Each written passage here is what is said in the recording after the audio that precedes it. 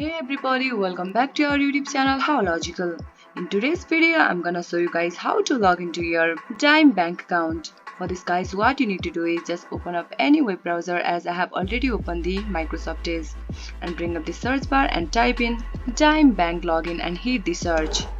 Make sure it takes you to the official link www.dime.com. Just click on that link. Now I'll be taken to the official website of Dime. Now at the top right of your screen you can see the sign in button. Just click on sign in button to sign in.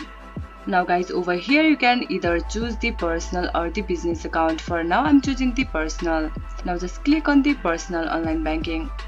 Guys, you'll be taken to the new interface, which is the login page of Dime. Over here you need to enter the user ID. Similarly, enter your password over here. If you want to see your password or confirm your password, just click on I icon to see your password. And once you click on login button, you'll be easily access your account. In case if you forgot your password, just click on forget password to recover your password. Similarly, click on forgot user ID to recover your user ID.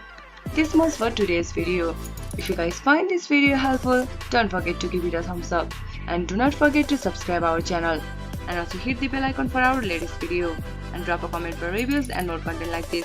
I'll see you guys again in our next video. Thank you for watching.